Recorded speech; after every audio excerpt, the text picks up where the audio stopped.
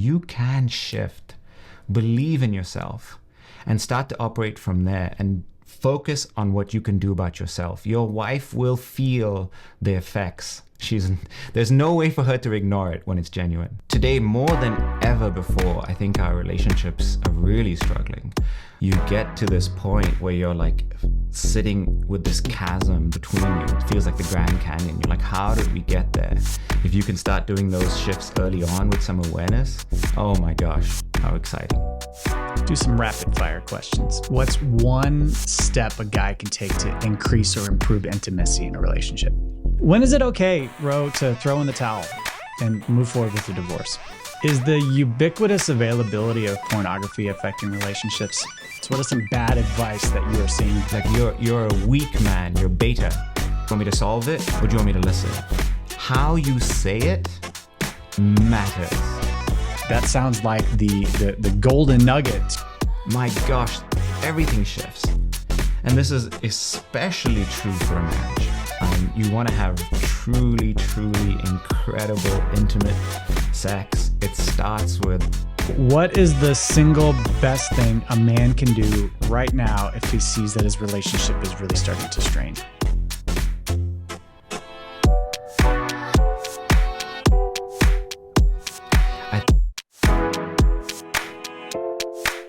Gentlemen, we have a treat for you today. Rohit Paul is a specialist in helping men save their marriages, help them save their relationships.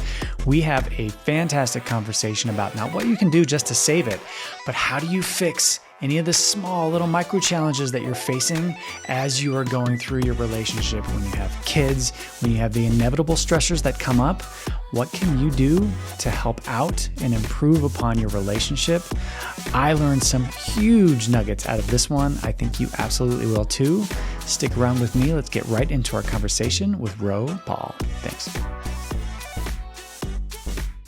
So first question that's on everybody's mind: how do you get such a perfect salt and pepper beard, man? That thing is like a work of art. I think that's the I don't know, maybe the Indian blood, right? It just kind of, no matter what I do, it just keeps growing out like in a few moments. So yeah, trim it regularly. Yeah. I think that's the biggest challenge in my marriage right now. My wife hates it when I grow out my beard. And then when it gets too long, it gets all itchy. I hate shaving. It's just the toughest part about being a man. It's true. You got to find the right length, because, you know, if it gets a little bit shorter than this, it's too spiky. So absolutely. Keep it nice, soft. Man. Well, let's jump into some questions. I'm super excited to hear all about what you do, how you do it. How are marriages holding up these days in our society? You know, so my wife's a therapist, and we get to talk a lot about these different things. We get a very unique insight into people's lives, right? Because we get to see behind the curtain, so to speak, and hear what's really going on. And for her clients, my clients, we see that, especially today, where, you know, I guess this Instagram generation, right? We're so good at putting up an image that we've got all of our shit together, right? We're so put together. And when you see into our daily lives, life is hard. Like, no matter who you are, you don't get to escape the curveballs and the challenges of life. And over time, those curveballs and challenges really hurt our relationships as we keep just making sure that we have that image that we've got it together.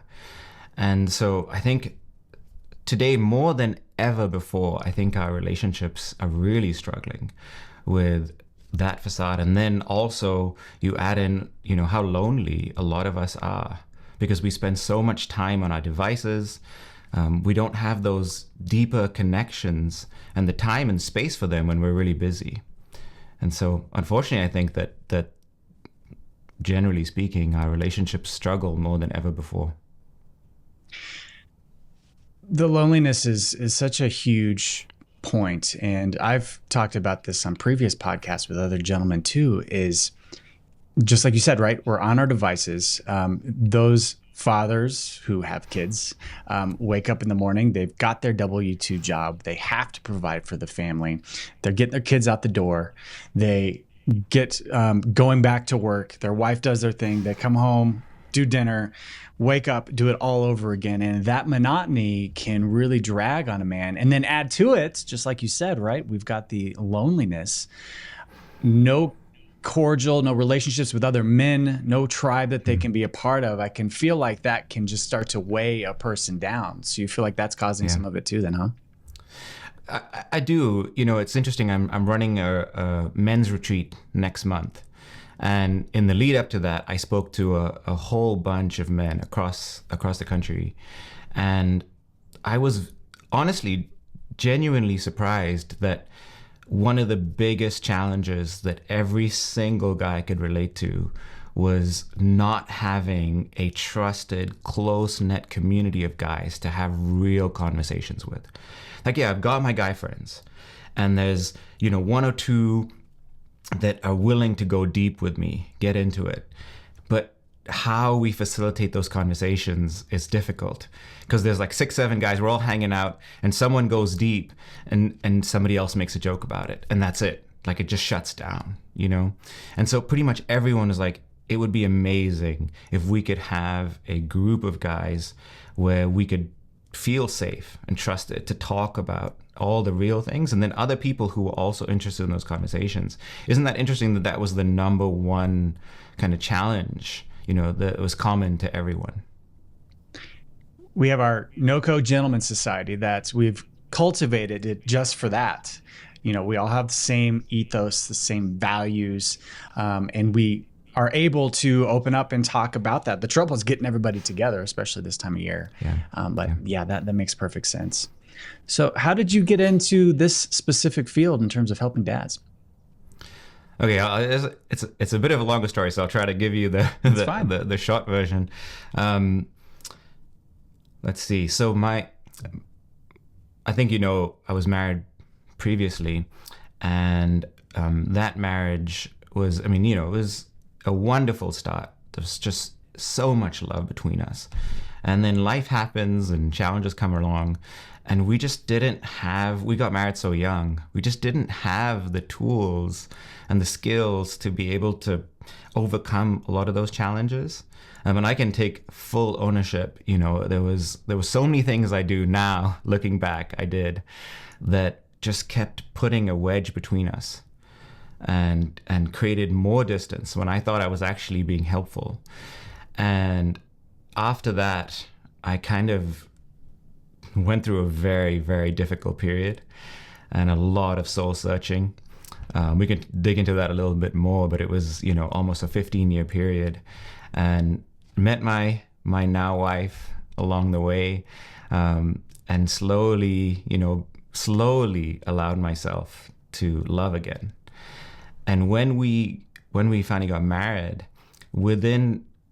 actually it was just a few months before we got married, she got diagnosed with a very serious autoimmune condition that attacks her spine. And so there for about a year and a half, she was bedridden for the vast majority of it. And so you had this, newly married couple with that kind of pressure. And two things became apparent to me. Firstly, we're just not cut out to handle that kind of pressure. We don't, nothing in the way I was brought up, or, none of the stories, I had no defense, I had no tools, and neither did she. And so I knew I needed support. And so immediately I started speaking to a therapist, and I also joined a whole bunch of Facebook groups for married men, because I wanted to find other guys who were in similar situations with this kind of pressure, with someone is bedridden. And I would go on there and ask questions, and I found some amazing men and they would give me such great advice. And so while I was on those groups, they would ask questions and I would share advice. And something really interesting happened, because of the work I had done for that decade and a half. How I showed up to the pressure and the tensions of this situation was completely different from my first marriage. I was honestly, genuinely surprised. And through that time, my wife Lee and I got closer. We got even more connected. And I was sharing a lot of this on these groups I was on. Hey, and through that, some men started asking me, can you tell me more about this? Can you tell me more about how you're doing that? And it's very interestingly my work with kids that I use in my marriage. It's the same work. And so that's when I got my very first client. He actually hounded me down. He was like, you have to work with me. Help me. And I was like, all right, fine. And it started from there. Yeah. Back to your first wife, what were some of the early signs and examples that things weren't quite the way they were when, as you say, the balloon was flying high, right, and everything was going well? Again, I take so much of the ownership for this because I think every relationship has a dynamic, and we're so unconscious of the dynamics. And what's interesting is that a lot of the dynamics that show up in your relationship aren't formed in the relationship. They're often your coping mechanisms and things that you learn in your very early childhood. And you bring those dynamics to the relationship. Initially, they kind of feel great. In some ways, they become like crutches that we can lean on, because oh, my partner likes it when I do these things. And so one of the dynamics for me was that I would constantly overextend. I would always want to problem solve, always want to. I grew up in an extremely religious home, and one of the things, that I would always hear was that love is sacrifice, right? And so if you truly love, you sacrifice. In fact, interestingly, my name Rohit, it has two meanings. It's a Sanskrit name for the color of sunrise, and it's used sometimes to talk about blood and sacrifice. And so I kind of embodied that. What is everything my wife needs? I want to make sure that I provide. And I overextended so much that I think I started to dig myself into a very serious hole. And I think that was probably the early warning, which I did not heed as I started to really struggle. What are some examples of that overextension? Just not paying attention to her as much as she wanted? No, I think the overextension was the opposite. It was like if she ever had a challenge, I'm like, yeah, I'll help. Like even in her career, if she was struggling with something at work, and I was consulting back then. I've got all these clients. I'm literally leaving client meetings to take calls to make sure that she's okay at her work. If she had we moved into a new house, and if everything wasn't set up just right, I'm like scrambling to make sure that the carpenter comes in and sets this up and that, and it was just giving without really understanding how to fuel myself. And slowly my energy level started to tank. I started finding myself more focused on things that are not going well. I started to develop this deep sense of hopelessness, and I think if I had the skills and the awareness that I have now with my practice, working with all these great men, I think things would have been very, very different. I was not aware of those signs back then. So I went until I completely broke. I feel like there's kind of a bit of a pendulum when you talk about, all right, you're married, super happy, things are going fantastic, and you get through that honeymoon phase. And then there are these little things that start to weigh on a relationship to where you get to the point to where people are begging you, Ro, come work with me, right? What are some of the things that you see either in your clients that are back upstream that are kind of some of those warning signs that guys should be acknowledging, heeding, and making changes early so that they don't get to that potential point? Yeah. Great question. Because I think it's, especially in the early days, it's subtle. With a lot of my clients and myself included, you get to this point where you're like sitting with this chasm between you. It feels like the Grand Canyon. You're like, how did we get there? And when you trace it back, it was these tiny cracks that built up over time. It's the little things, like when you come home and you've had a busy, tired day, you're stressed, and you don't know how to connect with your wife in a way that is genuine, that feels authentic. You come home and you think, okay, I need to switch into dad mode, I need to switch into husband mode, right? But you've just spent the whole day using up all the willpower that you've had by being this incredibly professional person. And especially if you had a stressful day, you come home and you try to switch gears, but it's very hard. And you find yourself just being a little more short than you normally would. You find yourself with the kids, with your wife, when she's sharing something that's truly difficult for her, she's going through something hard, you find yourself in your head, wanting to just cut her off and just be like, this is an easy fix. What are you stressing about? It's these little moments. They're so small, right? But they add up over time. And every single person, one thing that I've learned for myself and for others is that there is no kind of one size fits all. Right? We all have these different tendencies. Yeah, we can map them into themes, but there's these different tendencies we have that are really great to be able to be aware of early on in the marriage. Tendencies like shutting down. When the tension happens, some of my clients, when things start getting tense, when they find themselves exhausted after they're hangry, right? Tired, stressed, and hungry, and any kind of tension builds up, the first thing they want to do is just get out of there. Like it might be a different room, it might be just the device becomes really appealing. You just kind of, do we have to deal with this? A little bit of a shutdown, And every time that pattern happens, a little bit of that emotional safety is destroyed. Or another pattern might be that we escalate, right? We get loud. We maybe get a little frustrated. Like, Jesus, do we really have to talk about this as soon as I walk in the door? Really?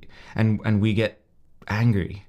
And that, again, kills that safety, right? Or maybe we get just a tiny bit condescending, right? Like, you've been dealing with Lego. Do you have any idea what I went through today? I think we can talk about this in 20 minutes.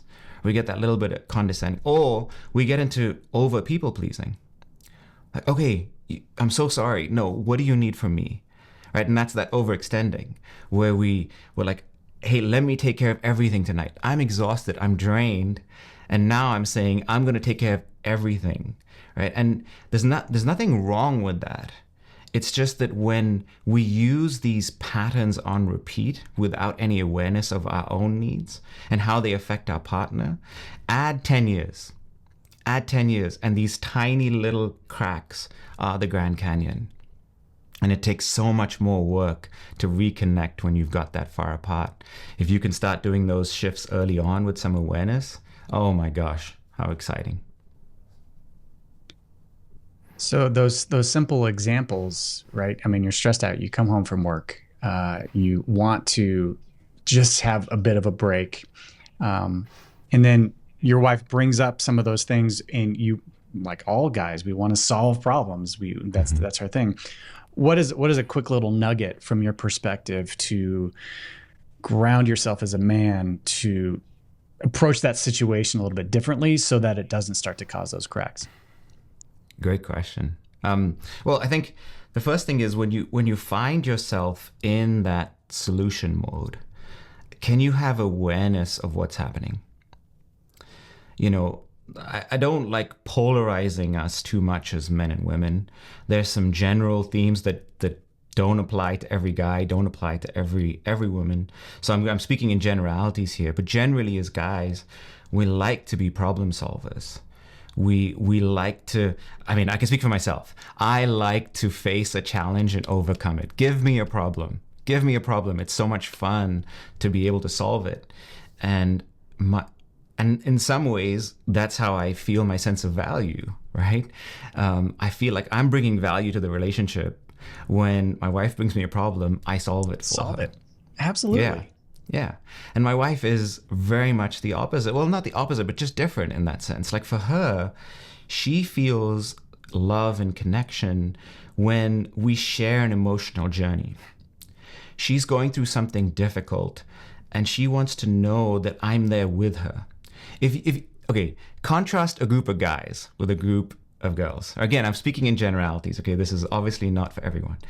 But if you watch a group of guys, we will talk about problems that we overcame. We'll talk about, hey, did you see that game? We'll talk about tangible things, and they have very generally kind of finite things to it. We're talking about the game, who won, who lost, and then we go to the next thing, right? It's one thing at a time. Watch my wife with her closest friends. It is like this. They just move and flow. There isn't a tangible. One person will start a sentence with something like, hey, you know, the other day I was about to, and they'll go into something completely different. And they'll talk about that for 10, and this loop has not been closed. Now, as a guy, I'm like, what happened to that loop? And I'm following all the trailheads. I'm like, there's so many open loops. I'm going crazy. Like, I need to get to the what happened there and how do we solve it, right? And so the first thing I do is when I realize I'm in that mode, and it tends to be when I'm a little more stressed, right? It's hard for me to just listen. First step, awareness. Okay, I'm in problem solving mode. I'm trying to follow all the trailheads, trying to, track everything. I just remind myself I don't need to. That's not what she needs from me, right? A very simple thing to do is just ask. Hey, just quick. Do you need me to help brainstorm this or solve it? Or just listen. Do you just want me to listen and understand? And obviously, most of the time, I was like, just listen and understand. And the second she says that, I step back. I stop trying to close every loop. I'm like, she doesn't even need me to follow every story. She doesn't. What she needs me to do is to be present with her emotions, to be present with what she's experiencing, and to be able to show her that.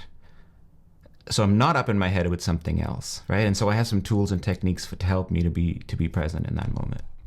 It's so hard to do, right? I mean, I've been married 17 years.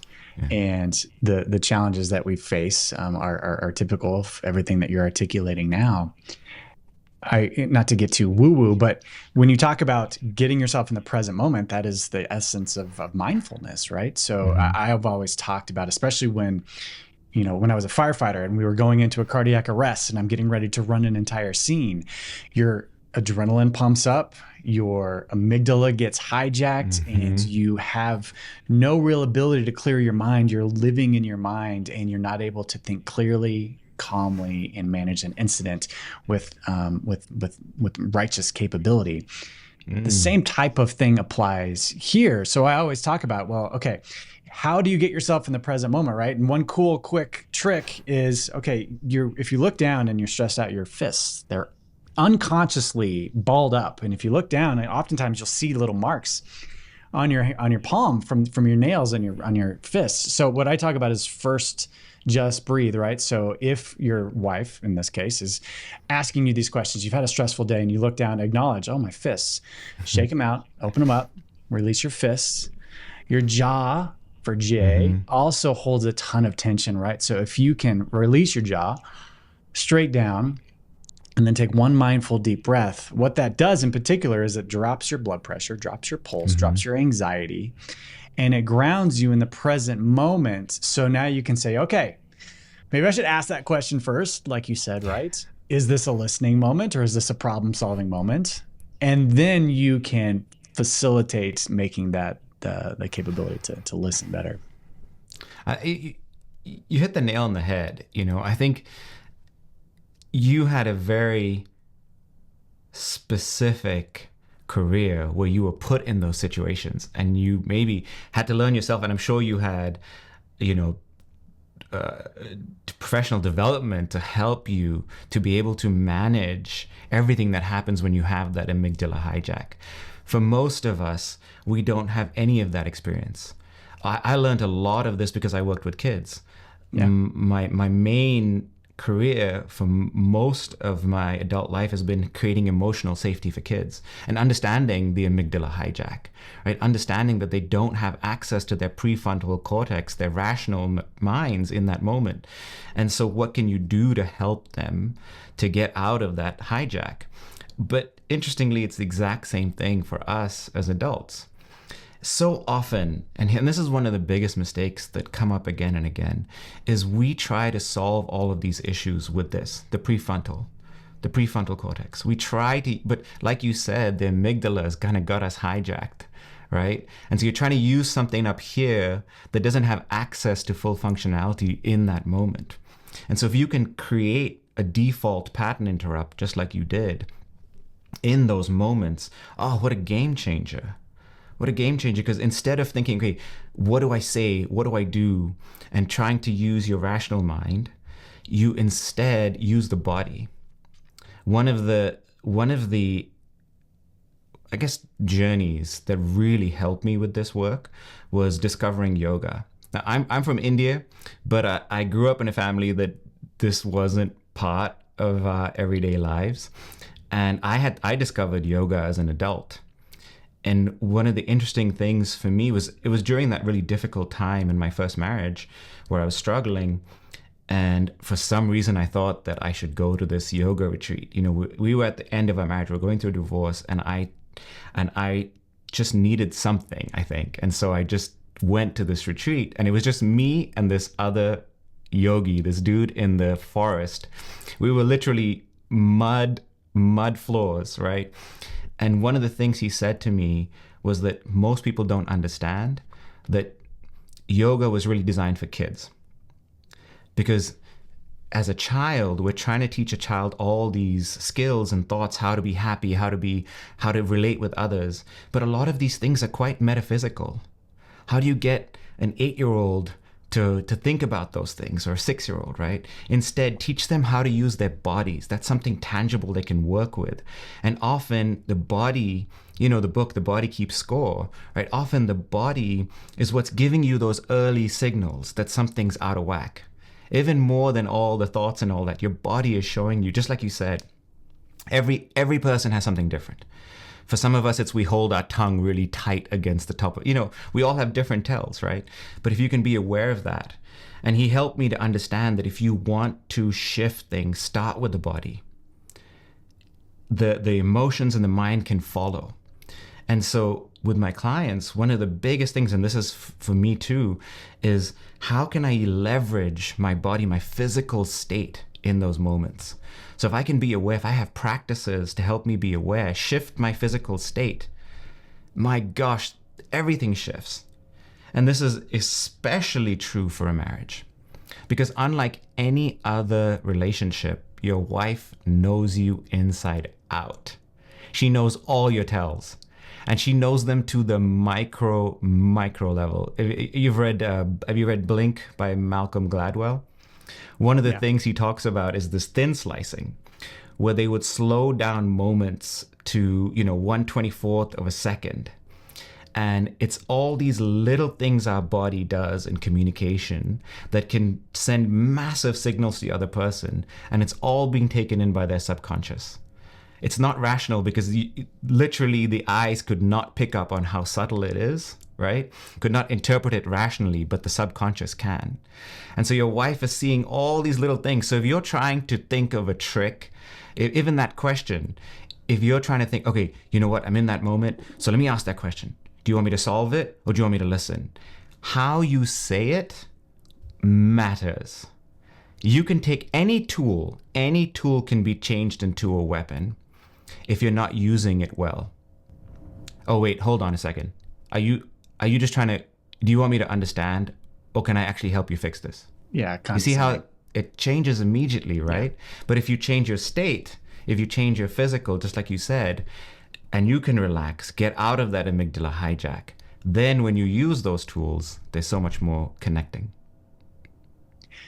You alluded to it earlier. We have so much going on around us, our devices, X, YouTube, except for this YouTube, of course. that really take our mind and pull us out of the way. So when you talk about yoga, when you talk about meditation, and meditation solely is focusing on your breath, and then when your mind gets pulled away, inevitably acknowledging it and coming back to your breath. It's a workout for your mind. And then yoga is the exact same thing. You're focusing on your breath. You are focusing on the movement in the moment, bringing yourself into the present moment, stopping all of the things that happened during the day and focusing on your wife. That sounds like the golden nugget to be able to start moving forward with some of these conversations, and not necessarily healing if you aren't to that point yet, but to maintaining and keeping that great relationship going. I couldn't agree more. I think the challenge is that we're all really busy. And sometimes, again, with the advice that we get given, or we follow these channels, right, where you see these amazing yogis like living in Bali, like doing hours and hours of yoga, the misconception is that I've somehow got to become this like monk. I've got to become this like guru to be able to handle these difficult situations. And I think that's what I love about what I do. I did the 10-year go live in ashrams and try all of those things and do it to the extreme. I did all of those practices. And then I got busy just like everybody else. Once my sabbatical was over, I had to get back into everyday life, and I had to think about how do you take the best of these practices and break them down into their very essence, into rituals I can do in less than 5 minutes to be able to get those benefits so I can use them in these tension moments. And I think that's what I wish I could get that message out to every guy who is wondering, like, wait, do I have to become some kind of savant? Like, do I have to do hours of yoga? No, you don't. You don't. If you can understand some of the principles and break them down into small pieces that you do daily, so, small rituals you do daily lead to massive shifts over time. What does that 5-minute ritual look like? So I have a bunch of different ones depending on what's going on. So for me, I'll tell you my ritual every day. So this is every morning when I wake up. My first few minutes I do the same. If I'm in a hotel, if I'm at home, wherever I am. First thing I do is I brush my teeth, I wash my face. And then after that, while I'm in the bathroom, I don't leave it. While I'm in the bathroom, I do a quick scan.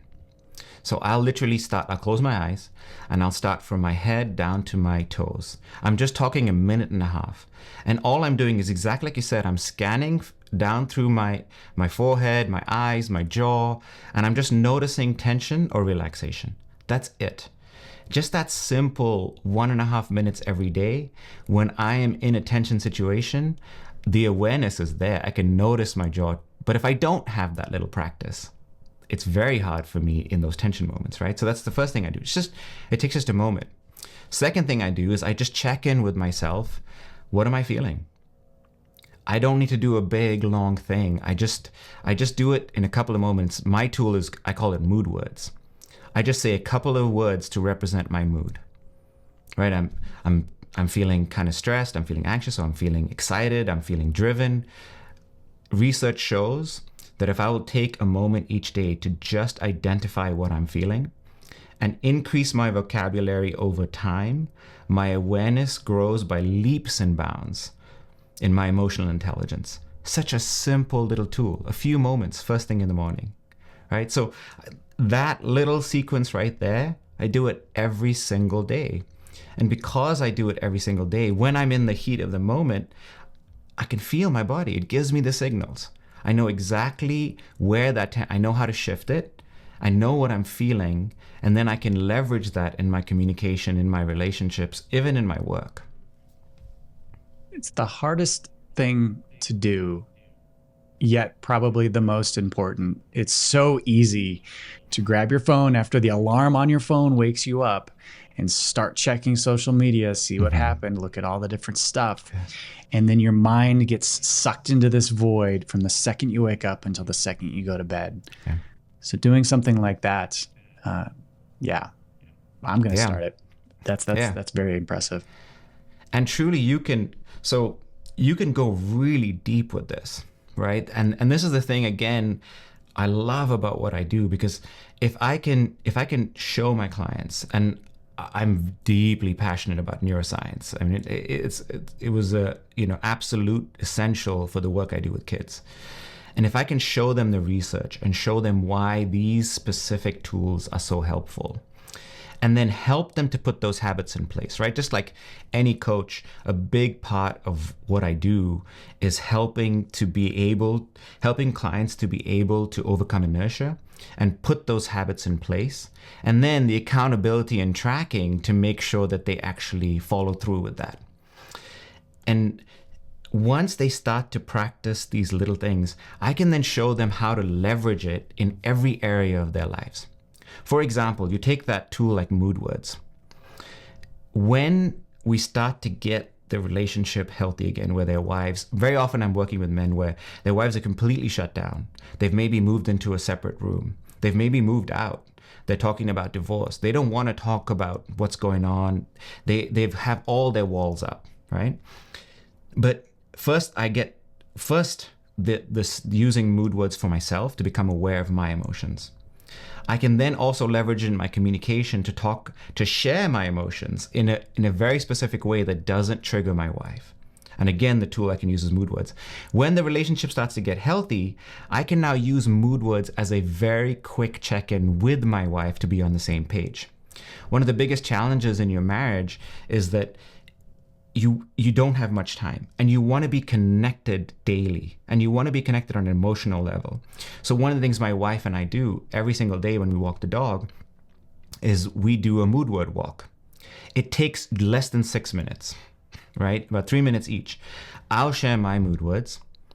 And it's so succinct. I'm just sharing because I'm aware, because I practice this regularly.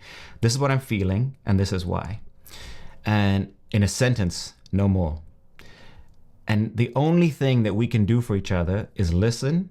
Maybe we paraphrase and say, thank you for sharing that. I did not know this, and this, right?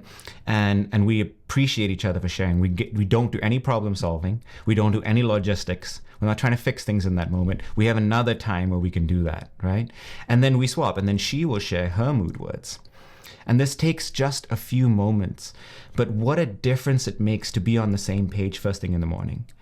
If I'm aware that she's just had an extremely difficult session, right? Like the day before. I mean, you can imagine some of the things her clients are going through. In the morning, it'll come out in her mood words. That awareness means I can hold a little bit more space, have that more grace, and she can do the same for me. The ramifications of being connected in those few moments is huge. So each of these tools can go deep, and the advantage of having someone gone through this for, a few decades is that rather than having to work it all out yourself, I love that I get to give my clients a process where they can then leverage all of that, those tools and that experience. What's an example of the mood word sentence that you gave this morning? So one of the things that I'm feeling right now is a lot of excitement for this conversation. Right? So that's just one of the words that comes up. Like I'm feeling excited. I'm feeling a little nervous, but in a good way, because I'm about to jump on this interview. And I'm excited for where it goes, and a little nervous for, what if I say something just downright ridiculous and everyone is like, how is that useful? Where is this guy coming from?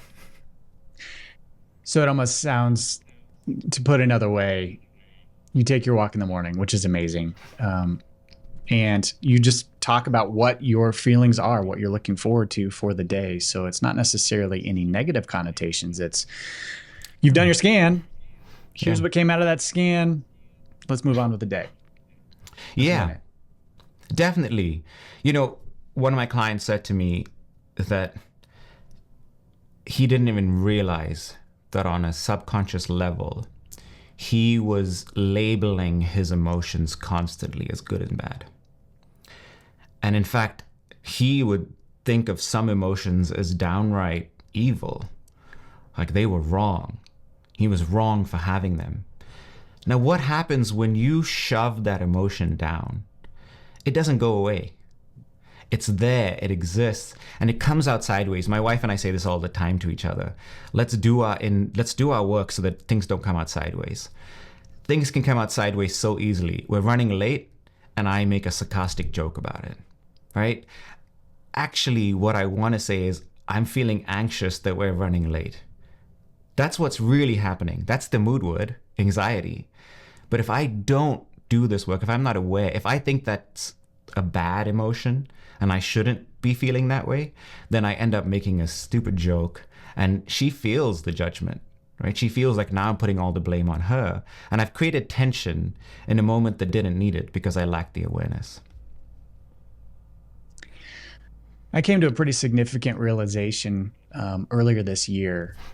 When you talk about dads and kids, I had been going through the process of, all right, I have 3 kids, 9, 6, and 3. The 3-year-old's a girl. Of focusing on them first, foremost, and almost solely, right? So I would help them get out the door in the morning. I would play with them. I would make them the focus of everything, to the neglect of my wife, Alexandra, to a certain extent, where both of us are just trying to survive, to subsist, to make sure that we keep these children fed, clothed, and alive, which caused me to draw away from her and her to draw away from me by just the sheer fact that we're trying to live our life. The thing that really came to me was reading a book by John Rosemond. He is one of the preeminent kind of parenting experts in the field. He's been around for years and years and years, but he has a book called Parenting by the Book, and it's all about parenting with biblical values, which was very fascinating from that perspective. But the thing that really hit me, and I'm kind of curious of your thoughts on this as well, when you're talking about more fatherhood, is not to focus on your children, to really let them do their thing, let them go through their challenges, and focus first and foremost on your wife, on the relationship that you had with her before you had kids. When you come down in the morning, give your wife a hug first, ask her how her day was in front of the children, and focus first, foremost, and solely on her and that relationship. And the kids will, by virtue of that fact, help to raise themselves and become better people as a result of that. That was a profound change for me. I'm working on that every day. It's very challenging. How does that kind of play in? What are your thoughts on that from this perspective in terms of a husband-wife relationship? You know, I think there's so much truth to that, and I would add one more layer. You know, we focus a lot on, especially when a marriage is going through tension. We think a lot about, how should I talk to my wife? How should I communicate in a way that can reduce the tension and connect us again, right? And same with the kids. Like, I don't want this to affect them. And I would add just one more layer before that. How do you treat yourself? When you wake up in the morning, do you we talk about greeting our partners, like, do you have any kind of greeting for yourself? Do you connect with yourself in any kind of way? Do you check in with what you need? How are you feeling? Right? Honestly, and this was, I think, again, my dad's a pastor, and I think this was a very counterintuitive thing for me to learn, was that when I truly learn to love myself and care for myself, I treat everyone else better. So my first step, and I say this to myself constantly, this is research backed, right? Self-compassion has the biggest ramifications on our relationship, our health, our work, but we have to carve the time out for it. So first, treat yourself really well and make sure that you have what you need. Second, treat your wife really well and be there for each other. And then I think that the kids come after that, which is very counterintuitive. And I think kind of scary, to think about. And you have to really put it into practice to start to see the benefits. And you start to see when you do that, when you put it in that order, oh my gosh, your kids and your wife, all of them feel the difference. And it's so much more balanced. And you can do that sustainably. You can do that when things get really difficult, when there's a lot of pressure and stress. Try to make everybody else your priority and add 20 years. There was a time 40, 50, 100 years ago, right, when the kids were just the kids. They were there to be a part of the family. It was the husband, the wife. They focused on themselves. They focused on farming. The kids turned out just fine. They went off and played with their friends. I feel like I especially overparent, hover too much, let them do their thing, and then move on from there. And wash your face in the morning, do a scan, work out, take care of your wife. All the other stuff will fill itself out. Let's get tactical, a little bit tactical here if we could. I'd love to. I've been binge watching your stuff, Ro, on Refreshingly Rohit is your channel. I'll link everything down below. We'll talk about that. One of the things you talk about in particular in a lot of your videos is, and I love it because you are very tactical. You have split screen, right? Where you're writing down the steps that people need to follow, men need to follow in order to facilitate this. But one of the key things you've talked about lately is this emotional quadrant, right? And creating safety for your wife, and how the balloon slowly starts to come down. Can you talk a little bit more when one of the dads or the men that is watching this is like, all right, what can I do to start improving some things here? Talk a little bit more about that emotional quadrant. Okay, great. So let's first understand some of the bigger principles behind what's happened, right? You have these little breakdowns, and we think that is the problem. We think, okay, we're not communicating well, or one of us is stressed at work, or we think that, oh, the dreaded, I've gotten out of shape, and so that's why she's losing interest. And we keep all of our focus on these surface level issues. And we think that if we can fix those the issues that are on the surface levels, that the relationship will be fine. But actually what these little breakdowns that we've talked about do over time is they start to destroy some of the deeper narratives and beliefs that we have about our relationships. Our partners start to feel like, man, I can't bring anything to him because he's just going to get kind of more stressed about it. Or he's probably going to shut down and just withdraw, right? And that cycle of patterns is what makes her now start to believe, hey, maybe we're better if we're not together. Maybe we're not as good as I thought we were. And that has happened over years and years and years and years. It's not something that happened yesterday. And so if we want to shift this dynamic, the very, very first step is we've got to create an environment where she feels very safe to be able to bring the issues back to the we. We've separated into two separate individuals, right? It's the you and I. And we need to create an environment where she feels safe and you feel safe. Let's not take yourself out of that consideration, to once again bring things to the table so you can work on it. That's the first key step, is creating a solid environment of emotional safety. Here's the thing with emotional safety though, you can't fake it. Emotional safety is not something you do by making sure that you say and do the right things constantly. That isn't what creates emotional safety. What creates emotional safety is not doing the things that hurt each other when you are stressed, when you can't fake it. That's the tricky piece. And so a lot of times when I first start working with a client, okay, can you tell me when my wife says this, what do I say? When this situation comes up, what do I do? When I've just come home and the kids are doing this and she's doing that, how am I supposed to solve that, right? Even if I was somehow able to give you the exact right piece of advice to solve that situation, it wouldn't be something that you do naturally. You are now taking something external and you're trying to modify your behavior to do that thing. If you did it in those moments, great for you, but you cannot sustain it because it's not natural. And so whatever you do, maybe your wife feels the tension starts to come out and then come down, and then another moment arises and she wants to talk about something and you revert back to that old behavior. And again, you might not say it with your words, but your face, your tone, your eyebrows, all of those things are saying that I'm not okay with this right now. Maybe it's a furrowed eyebrow look, or maybe it's just the way that you say something, and you're back to square one. And I think a lot of men go on this cycle. I see it a lot. They know that they need to shift the environment, and so they start modifying their behavior. They start using this. They start using willpower.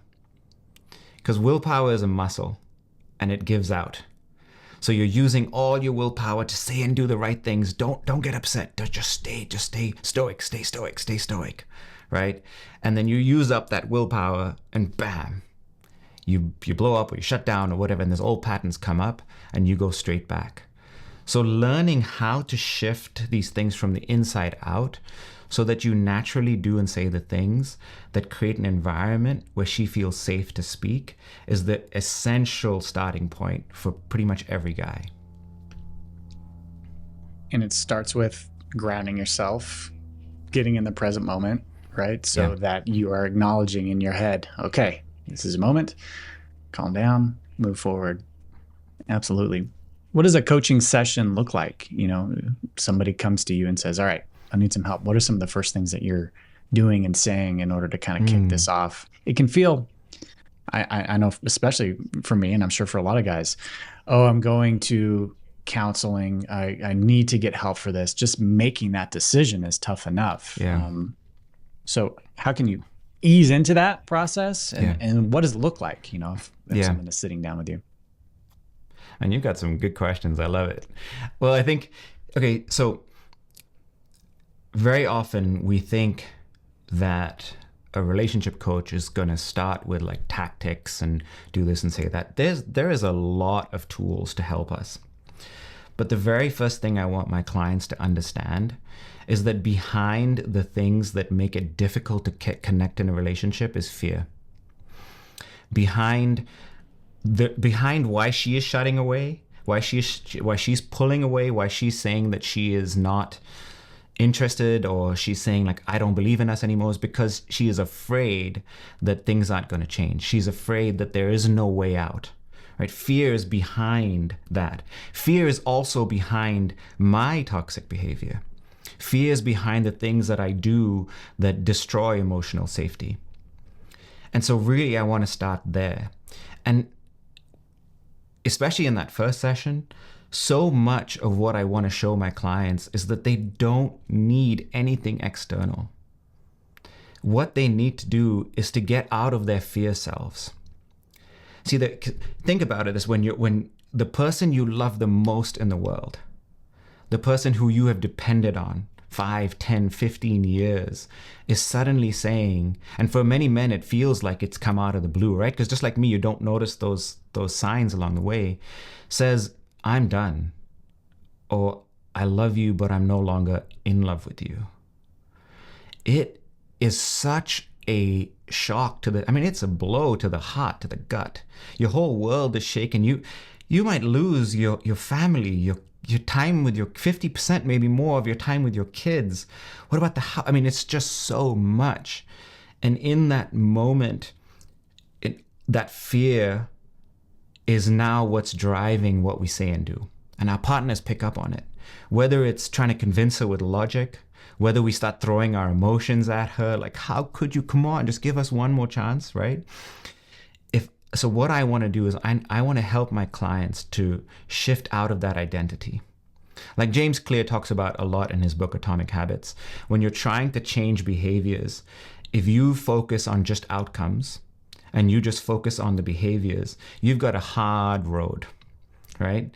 Because you can shift things on the inside from the outside, but it takes a lot of willpower, something that you probably have very little of in this difficult season. We change that dynamic. Instead of trying to shift from the outside, we go from the inside. I want my clients to remember who they are, who they truly are, without the fear.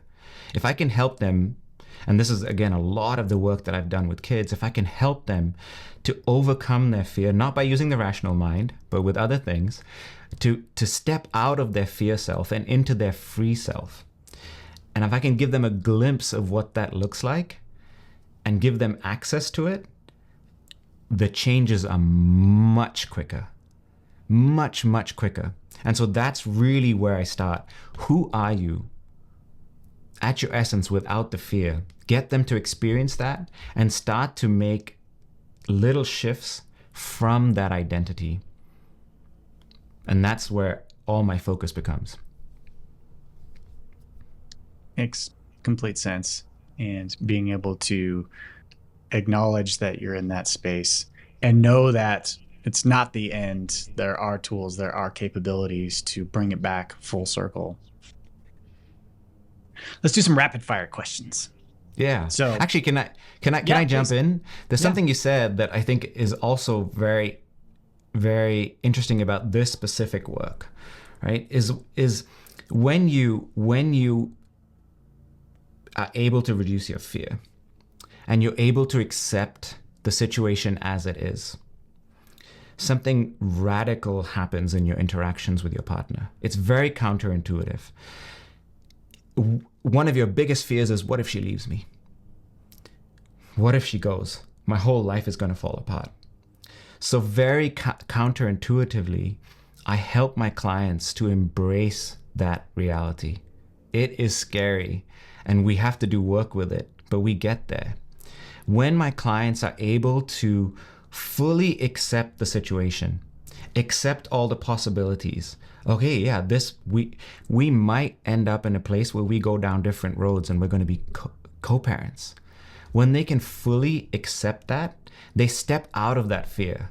They get into what I call the kind of with or without you energy, right? Where they're like, okay, look, I'm no longer focused on the outcome and all the things that can go wrong.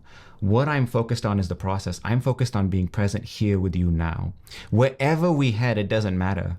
I'm going to treat you in a way that I want to treat you. And when their wives feel that, there's no longer this need to pull you. Because how can she trust anything that you're doing and saying if the whole time she feels like you're only doing it to keep her? She's just threatened the relationship, and everything she sees now is with this kind of lens of this bias of, you're only doing all these things just to keep me. The second that I say I'm staying, you're going to stop. Right? So she can feel that. And so it's very hard for her to let down that resistance and trust. Instead, when we do that genuine inner work and shift those mindsets, she feels that difference. It's like, wait, I don't feel like he's trying to manipulate. There's none of that here. He genuinely is. This is who he is. And it takes a little bit of time. But oh my gosh, do things start to shift when we can do that work. So anyway, sorry, just something that I wanted to share. It's ironic that with or without you mindset, the last time that you really felt that in a relationship was when you were dating, right? You have your world, you have your focus, you have all the things that you're doing, you have this person in your life, but there's no pressure really. So it sounds like you're kind of getting back to that. Hopefully you don't get to the point where it's a with or without you. But again, if you can integrate some of that in farther down on this part of that parabola. Yes. Cool. Very true. You're absolutely, you make it very clear with your partner, like, I want you. I no longer have that desperate need, but I'm telling you, I want you and I'm going to show you. We call it the two-handed rowing. On the one hand, instead of trying to fix the relationship, you're really working on your own relationship with yourself. And you're getting really secure in yourself, in not trying to create some artificial person. Who you are as a man is completely unique and wonderful, and you do not need to bastardize yourself. You do not need to twist yourself into some kind of bonsai plant. You can be you. The best version of you is when we take away that fear and you have a healthy sense of self-worth and self-love. And so that's the one hand, we're rowing. It's nothing to do with her. It's just about my relationship with myself. But then once I feel like I'm starting to get some momentum, dude, we're going to start rowing with the second hand. We're going to start to really show her, I want you. I'm willing to do what it takes to make it work. And we don't stop rowing with this hand. Then we start to make some real progress, right? And that's the trick. That's why I think you need accountability, because very often my clients will start to do this. No, but I want to do this, bro. I want to just like, wait. You've been doing this for so long without the self-work. And that's why you're going in a circle. Pause this for just a moment. I know it's scary. Pause it. Trust me. And you start to do this work, you gain some momentum. Yeah, now start to do this. And now keep that rhythm, right? And then you start to see that momentum go forward. Do some rapid fire questions. Yes. It's 20, 30 seconds. You can go longer if you need to. But these are just some pressing questions that I'm sure I have, and I'm sure some of the other guys that are watching right now. So we've talked a couple times about bad advice. Whenever there are issues with the relationship, people go online, they Google it, or they find it on TikTok or whatever else. What is some bad advice that you are seeing dads and fathers and husbands get when it comes to fixing their relationship? I think maybe similar to finance or any other advice, so much of the advice is for short-term solutions. It's like trying to do little things to get your partner's attention, or trying to get a result quickly without doing the process. You know, things like some very common advice is like, show her your worth. Don't be needy. Absolutely, don't be desperate and needy. I get that, right? But it's not from a genuine place. And so we learn all these tactics for how to try to show her that you don't care. You play aloof and you play coy and all that. It does not work. I know so many men have talked to me about this. They tried those strategies, and in the short term, maybe sometimes, most of the time, their partners are just like in more kind of push away. But sometimes they get little results, but it doesn't last. Maybe she gets their attention again because you're playing like, I don't care. You know, I'm a high value man. I don't need you, but you're playing it. And she gives you a little bit of attention because it's different, but it doesn't last. Sees through it. Yeah. Is the ubiquitous availability of pornography affecting relationships in this day and age? Absolutely. Absolutely. I think it's especially for those of us that, you know, grew up with the internet and pornography. There's a lot of rewiring in the brain.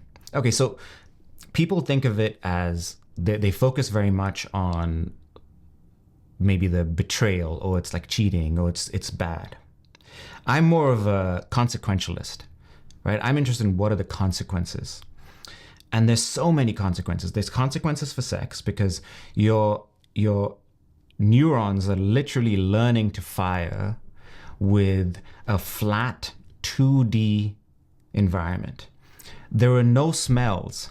There are no, you know, there's nothing that you have in real life. You don't even feel something tangible, and you're learning to get turned on by that.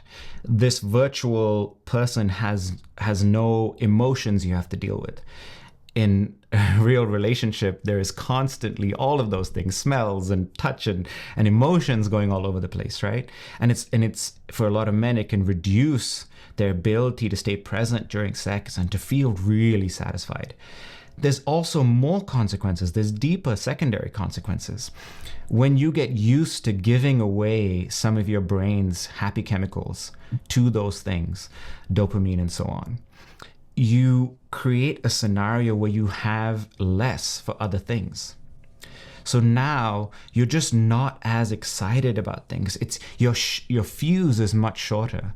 Ask any man who, and again, I can speak for myself. After my divorce, I did turn to pornography. It happened subtly. At first, I was like, I don't want any other relation. I was done with you know, women in general. I was so hurt, and I turned to pornography, and I realized, oh my gosh, the more that I watched it, the less I was able to be present with the people in my life. The more I was on a very short fuse. I seemed to be triggered and very easily angered, and my sense of self-worth started to drop because I had this secret shameful thing that I was doing, even if I didn't necessarily think of it that way, on some level, I'm not going around talking to everybody about it, right? I'm not who I am in my private life as I am in my external. So there's all these consequences, and it, again, because of the information that I have as a coach and even my wife as a therapist, can create a lot of loneliness in the relationship. And it, man, yeah. And we could talk about a lot of other addictions as well. I think that's a topic for another podcast, honestly. Yeah. It's definitely causing, especially younger men. Yeah. It's a profound impact, lowering birth Yeah. rates, all that stuff. Yeah. Yeah. Let's table that one. Yeah. But thank you. When is it okay, Ro, to throw in the towel and move forward with the divorce? Man, great question. I think no one can give you that answer but you. You know, I don't think there isn't any easy advice. You know, if you go online and join some of these groups, people think they can give you an easy answer. Oh, she's with another guy? Dude, she's disrespecting you. You're done. End it. This is like, you're a weak man. You're beta, right? But I personally have clients who their partners were in those situations. And as a result of the work they did, their partners left the other person, rejoined the marriage, recommitted, and they now have a thriving relationship again with their kids. So if someone had told him back then, dude, just be done with it, you've thrown away the future. So again, there's no easy answers. But I think when you find yourself coming to a place where you're obviously any kind of mental, physical, emotional abuse, and you're facing that over and over again, and it's doing damage to you and the kids, and your partner is unwilling to do any work, and you've tried, and you've brought in outside help and they're still not, then you need to protect yourself. There's only so much you can give before you start to really struggle. And same with your kids. And so I think in those kind of scenarios, it is very healthy to say, hey, and it might even just be in the short term, right? I've also, one other thing just to throw in there, is that very interestingly, some of my clients, when their partners have actually left and stepped away, is when the relationships start to heal. Because for a couple of things, one, their partner feels like, okay, all this kind of build up of like, should I leave? She does it. She's out. And then the partner who stays behind continues to thrive, continues to show that these changes and all this evolution that's been happening is not connected. Oh my gosh, does the person who's left look back and go, uh-oh, I think I might have made a big mistake here, and come back. What's one step a guy can take to increase or improve intimacy in a relationship?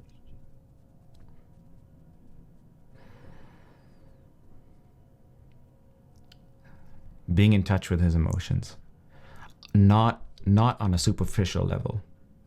I'm talking about go deeper. That mood words exercise. Most men that I start working with, when I ask them, how are you feeling? Give me some mood words. They can give me 2, 3.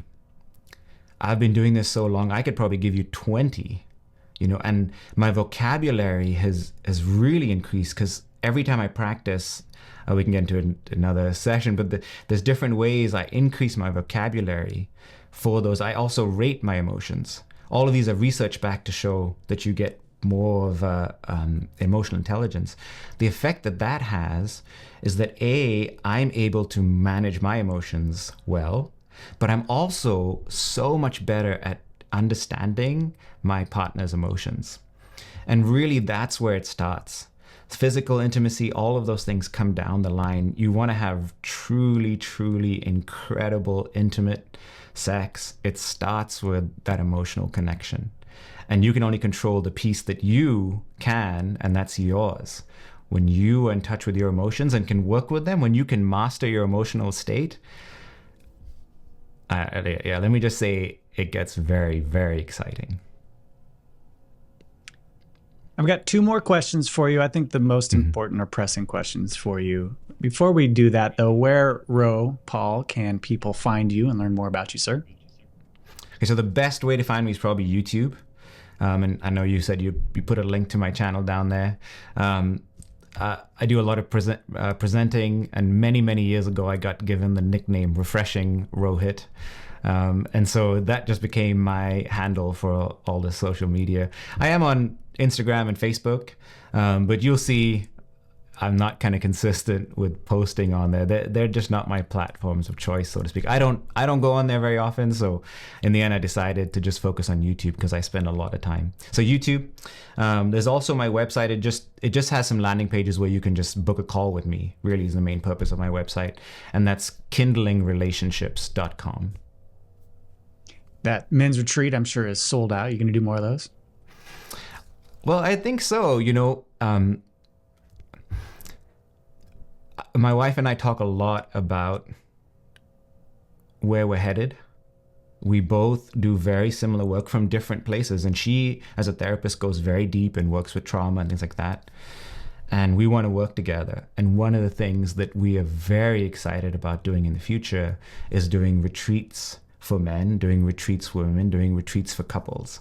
As our clients start to heal, bring them together and doing those kind of retreats as well. There's a lot of different modalities that can be brought into play when we're in person.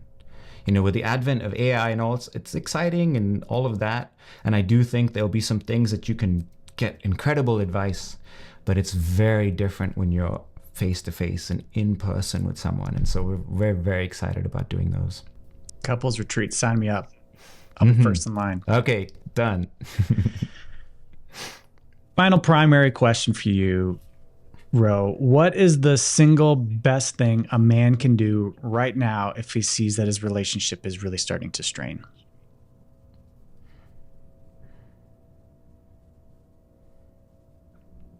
I think if he has the relational capacity, maybe I need to explain that term. Relational capacity is the buffer that you have in your relationship, right? To handle the bumps and bruises of everyday life. Think about your best friend. If you've got decades of relational capacity, if you have a bad day and you say some things to him that aren't great, he'll be like, it's cool, dude, you're having a bad day, because you've got that capacity.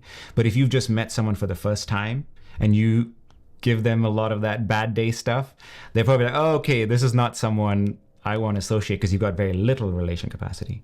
So if your relationship, that's the measure based on which I would give my advice. If you've got a lot of relational capacity still, you're noticing some things are starting to go off, but you've got relational capacity, be honest and sit with your wife and take ownership for yourself. This is what I am. Don't put it on her. Don't try to blame her. Don't try to go to the issues. Be vulnerable and honest. I have noticed that I am struggling with these pieces. And rather than it be something that I try to talk to everybody else about, I would love to talk to it about with you, because I want, and give her a vision for where you want the relationship to be. Give her something that she can get alongside with. If you have very little relational capacity, my advice shifts. Because very often I've spoke to several men where they tried, when the capacity is done, she is almost out the door, to try to have that same conversation, and it has the opposite effect. Their partner is just like, I don't want to talk about it. I'm done. I've talked about it many times and you never did anything, right? And it can be very triggering. In fact, their partners are like, don't call me darling. I don't want to have a weekly powwow to talk about issues. I'm done. So in that case, my advice changes. My advice changes to, can you learn to master your state for you? Can you identify what are the things that cause fear to trigger? And as a result, what are your default patterns of behavior? Identify those and realize and believe that you can shift them. This is the biggest thing.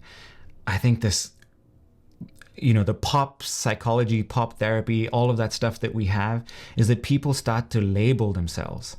I am an anxiously attached. I am, and we have these labels. Anytime I say I am, I got to be really careful of what I say next. And we have these labels, and so we don't believe that we're capable of dynamic change and shifts quickly. So start by seeing things as they are, and learn how to truly, truly understand you can shift. Believe in yourself and start to operate from there, and focus on what you can do about yourself. Your wife will feel the effects. There's no way for her to ignore it when it's genuine.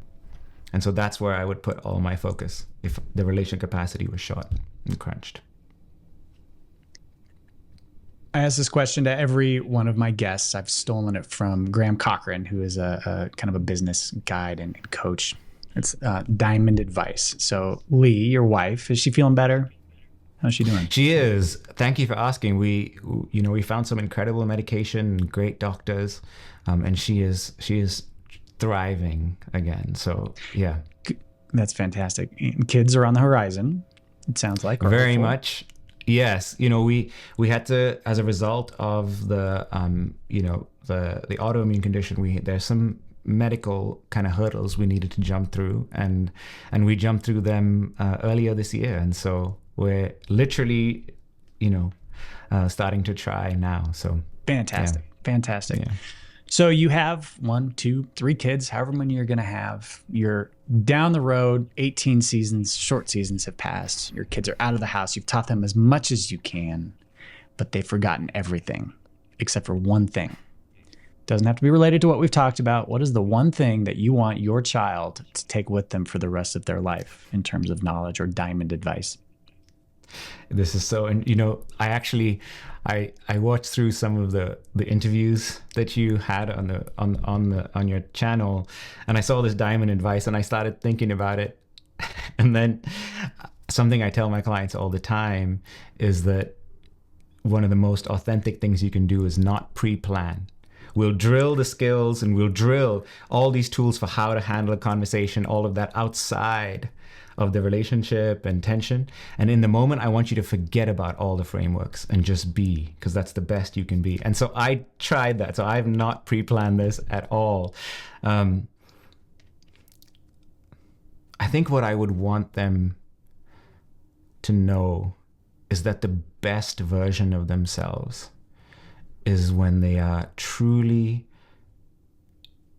truly connected to themselves first, where they feel a sense of self-love and self-worth, and they can have compassion for the things that they do that are difficult, for the mistakes they make. Our default pattern is when we make a mistake, we beat ourselves up because we think that the more I focus on it, the more I'm going to make a change. But the research shows the exact opposite. When you make a mistake, if you can focus on self-compassion and be able to embrace the fact that you're a human, you're not a robot, there's going to be ups and downs, that is the space from which you're most likely to be able to change. And from that space, you will treat your loved ones better. So when in doubt, self-compassion first. Rohit Paul, thanks for joining me, sir. This was fantastic.